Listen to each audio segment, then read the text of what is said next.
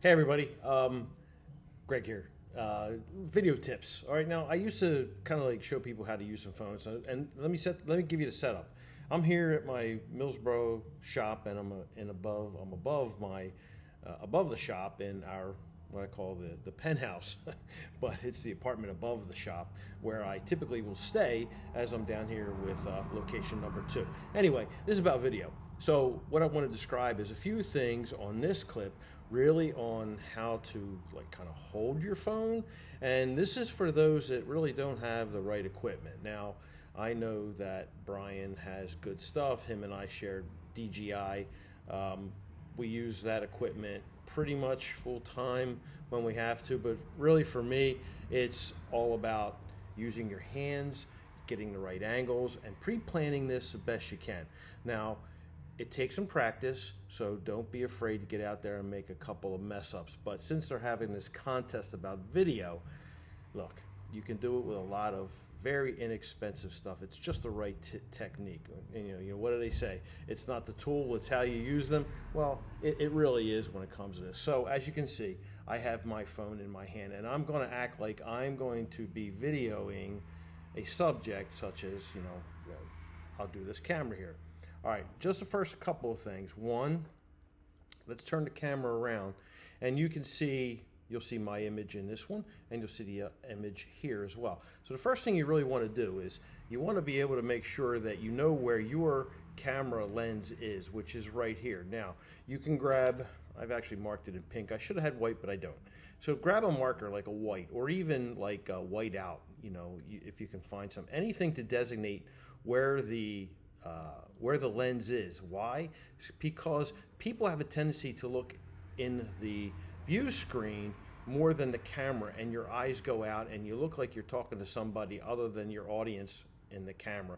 So mark that real quick, and then if you have to, mark your buttons here so you know how to control. All right, even down below, whatever phone you're using, whether it's the iPhone or or an Android model, I don't care what it is, just get familiar with your phone. That's step number 1, really. All right, so step number 2 is, are you left-handed or right-handed? That'll depend on how you hold the camera. Now for me, I hold it with 2 fingers in the back and 2 as like a clip, and I have my thumb ready to go up and down. It makes it so that I know where I'm doing, where I'm at, and I can control, like if we go video, okay, we'll go video. All right, so there we are here, and if I want to increase, right, I can do whatever I want. I can change it, I can hit go, and then I can stop it. There's a lot of functionality here with your thumb, and that's my preferred setup. So remember, 2 fingers in the back, 2 as your seat clamp. I don't know how to explain it, but it really is a good technique. And as you can see, I'm pretty mobile with it. I can go up and down and all around. All right, that way I know that I'm going to get the subject matter as part of what I'm talking about, pretty clearly to the audience. Okay, so that's just a little thing. Now, the other one that we'll go through a quick tip is how to hold the camera. All right, now, what Brian will talk about and what we use is what they call a jib or a gib, G-I-B. And you can think of it as something that holds the camera and creates a lot less jittering, all right, very smooth transition. So what you see is if I triangulate, and that's the term to use, you're going to use your top hand for the controller and your bottom hand for support, and you're going to act like you are one big shock absorber, and you're going to go up and down and around, very smooth. And remember, today's phones and cameras are really equipped to have shock resistant or stabilization. That's what it is, stabilization. Really, really well. You can practically run and still have a stable situation, but you always want to improve. So again, if you are not ready for equipment, always use your hands like this, and you can see how smooth I am. And remember, you have to go up and down and around, and you can go this way, you can take your angle that way, and really get some cool angles.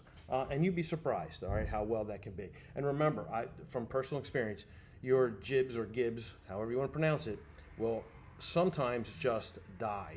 Right in the middle of a scene, the battery will run out, and you have to do all things all over again. So really you want to get to know how you hold your camera naturally, right, using your own body. It's not difficult, especially for quick shots or quick videos, from a minute to 5 minutes, however your arms can hold up. So here you go, nice and smooth all over again.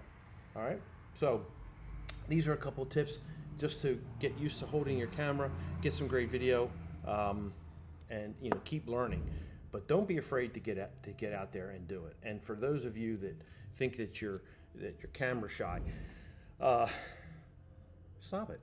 Just get in front of the mirror, talk to yourself, hold your camera up, do the exercise, and before you know it, you'll be in front of the video, in front of the camera, on YouTube, rock stars, and convincing your clients and customers that you're the best around. Okay? Greg Buckley, Buckley's Auto Care, always here to help. Okay? Thanks again. See ya.